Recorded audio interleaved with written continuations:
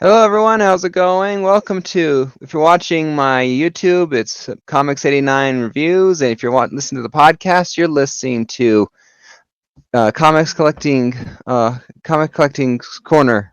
I tripped over the name, I apologize. Welcome to the reviews of Amazing Spider-Man number 21 and 22, our Legacy 615 and 616. I'm just gonna start off by saying it. This is the story arc I've been waiting for. It's well worth the wait for it to finally reach this point here. This was just a lot of fun. This was just a lot of fun. These two issues were very interesting. Just definitely worth the wait, in my opinion. So let's just, rather than waste some time, let's get down to it. So Amazing Spider-Man number 29. Here we go. Written by Zeb Wells, John Romita Jr. Penciler, Scott Hanna Artwork or Inker, Marco Minez Colorist, and VC's Joe Caramunga as the letterer. So here it is. We're finally figuring out a year and a half ago what mysteriously happened to Peter Parker. Starts off a little fun here, a little dual thing on either page. Peter Parker waking up thinking he's late, or multitasking. Barely late out the door. Mary Jane, well, she's trying to get her kids to put on the shoes and go to the park. Just one of those things. Then they exit the doorway, and there we have snow. Wait, no, it's a sunny day on the other side. Turns out it's a mysterious guy in a storm. And it is him. He came back. Paul takes the kids to safety. They're going to meet up later because when they're safe. And then just 1 year earlier in big letters across two black pages. Because apparently there is a guy, I'm going to get this name wrong. His name is, what is his name? Rico, it starts with an R. I can't see it now. But it's that, it's a Mayan or Aztec god from Amazing Spider-Man 555 to 557, I think it is. He shows up after a human sacrifice because he figured out the math in his cell. He's turning out he's the guy in the shining light at the end of Amazing Spider-Man 894. Comes busting in through Mary Jane's apartment after she invited Mary Jane to move in. Mary Jane invited Peter to move in, and so just starts the fight. He grabs Mary Jane by the wrist after he blasts Peter off his feet. Turns out he ends up marking her. Peter knocks him out of the room, dresses up as a Spider-Man suit, hops after him, beating him up the whole way down.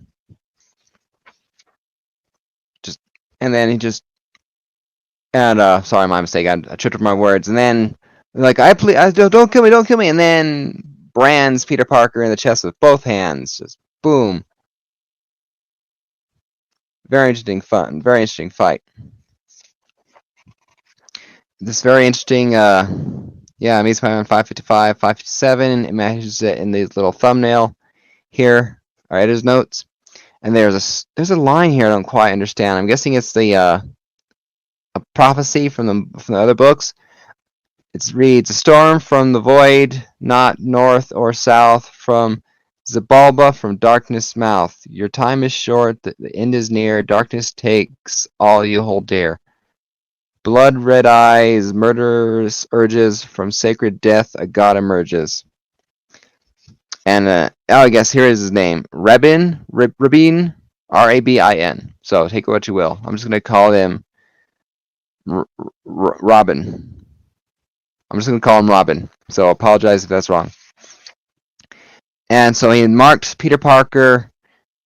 His chest is glowing. Mary Jane in the lobby after things notices her wrists is glowing because she is marked. And then zap, they wind up in I guess they wind up in Zabalba. I originally called it Hell York because it looked a little bit like New York, but it looked a big old snake, lizard, Aztec god creature. and that was just what it is. Zeb Wells, this was an interesting, great way to get started. I understood. To see Peter Parker and Mary Jane back. I love just seeing the relationship. Loved them so much. Mary Jane, the way she was interacting with Peter, her attitude she gave towards Robin when he, came busting in. I have no idea beforehand I have not read 557, 555 in those issues there when I was collecting them, so I had no back knowledge at all to dwell from, honestly. So for someone who had no idea who this guy was or who this god supposedly mentions in that prophecy, it did not bother me at all. I loved it. And so, or it didn't bother me at all. I wasn't angry. I was confused. I found it very interesting. So I loved it. I don't think I had a single issue wrong with this book, honestly. The artwork, it explains, even the whole, even the very beginning here where Peter is basically waking up and running late, multitasking, and barely late out the door. Mary Jane fighting with her kids, to get out of the park because the boy hates the park, but didn't hate the park before. Whereas her daughter or the girl she's thinking, do clowns have ears? But anyway, it's just that whole parents with young kids vibe, which I could relate to, and just those only minute scenes there in the beginning, setting up the here comes the storm and Robin inside of it. But ultimately, this issue I had no problems whatsoever. This solid. Actually no, A+ for this issue. I give this issue an A+. I had not a single thing bad to say about it. A single thing, just this made the ridiculously long, it felt like, year that we had to do to get this book back, or to get this story.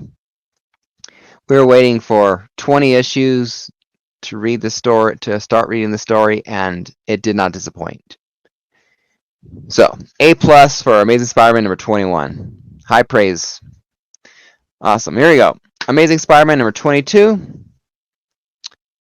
The god, I'm gonna be mispronouncing the names up the wazoo, so I apologize. All right, it opens up with a reporter, catching in on Robin in the middle of the storm. Norman's watching in screens. Peter was right. He came back. He found his way back, and he wants a support team to be ready to launch in 5 minutes.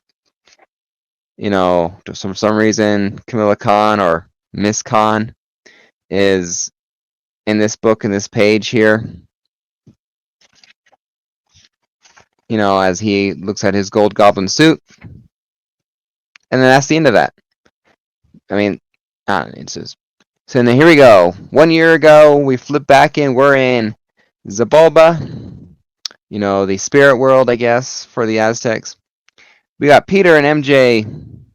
For days they've been on the move, just running this lizard T-Rex looking Aztec demon thing.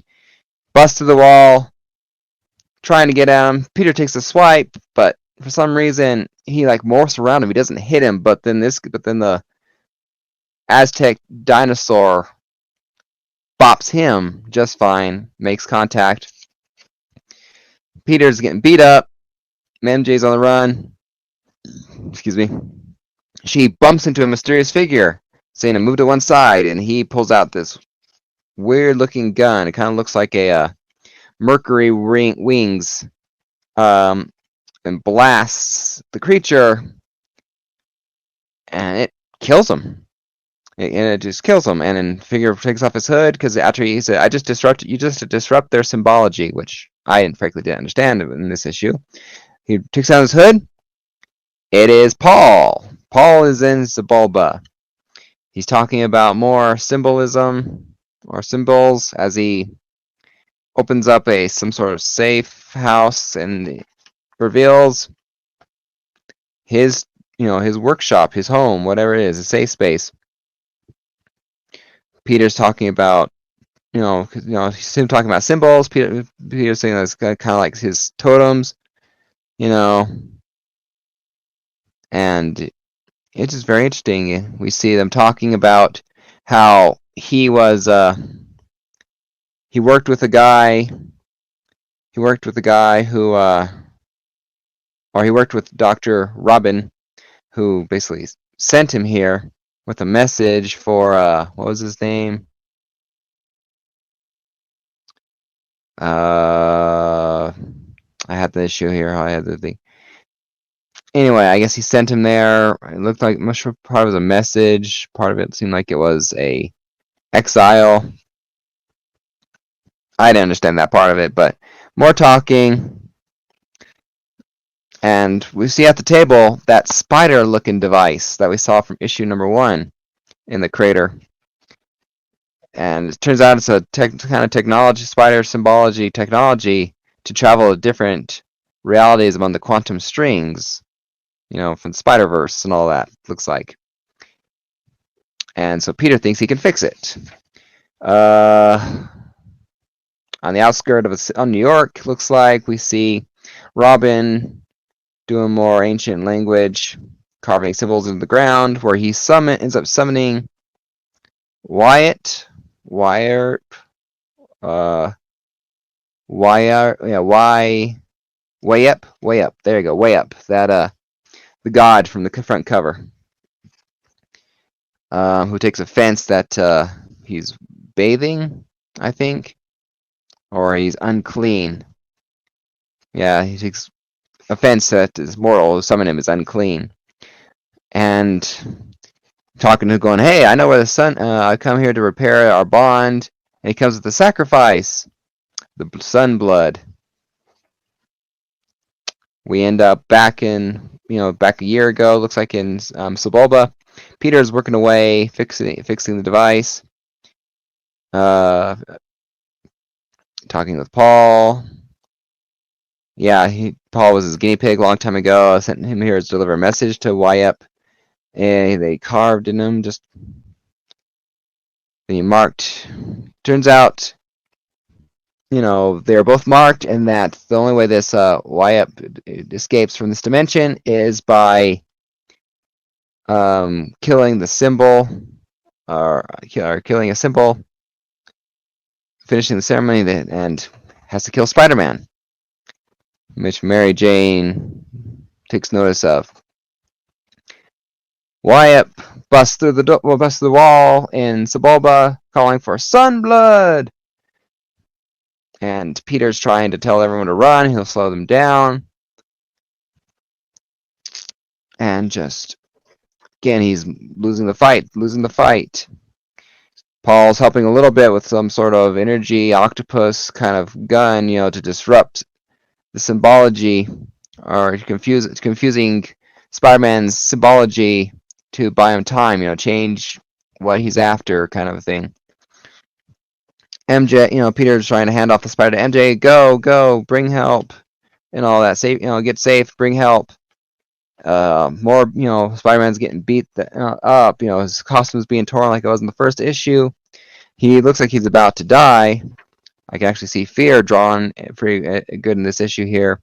Looks like Peter's actually very scared for a second there, like he realizes that this could be it, possibly.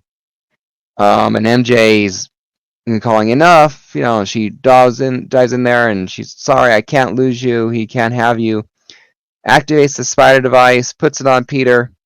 It ends up tearing Wyatt in half, opening up an interdimensional portal. And half of him falls through.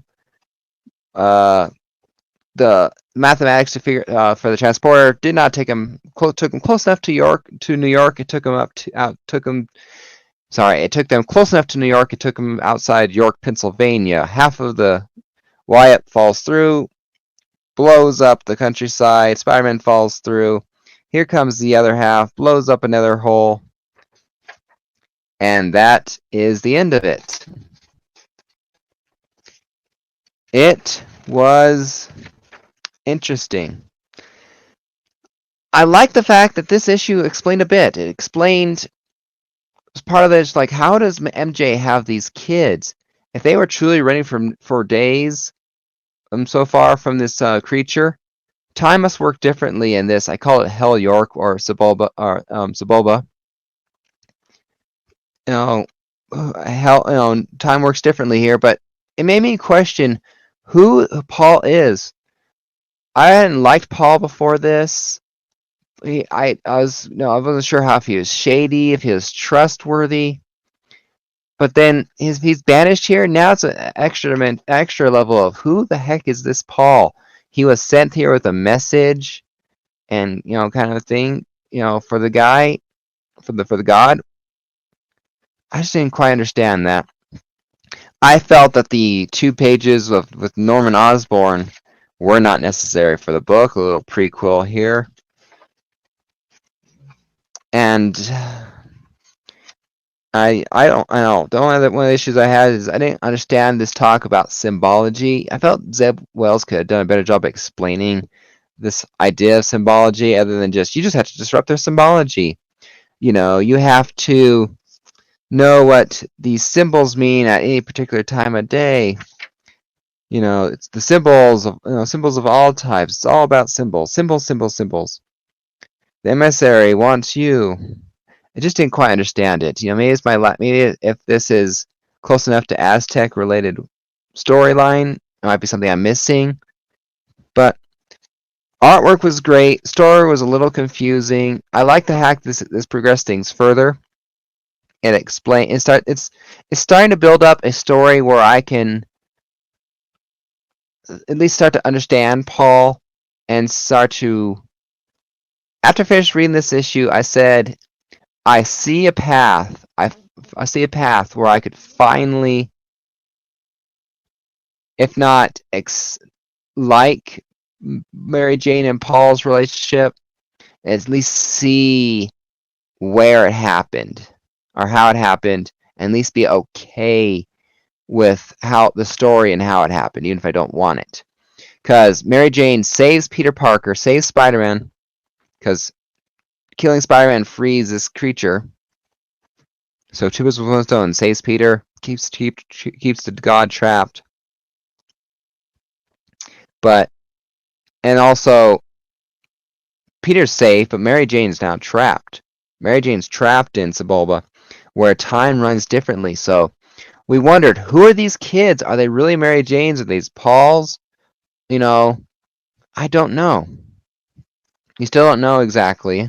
But we can see MJ looks like that if she is truly married to Paul in the present day, she spent years possibly with Paul, trapped there. It's that whole Stockholm syndrome kind of a thing. I don't know. They're the only 2 people left in the world.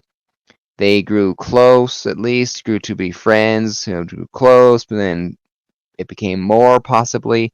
I at least understood where it was coming from. I could understand where it was coming from, at least. It made sense. But I guess the picture's not here. If I remember, I'll try and show the picture again here.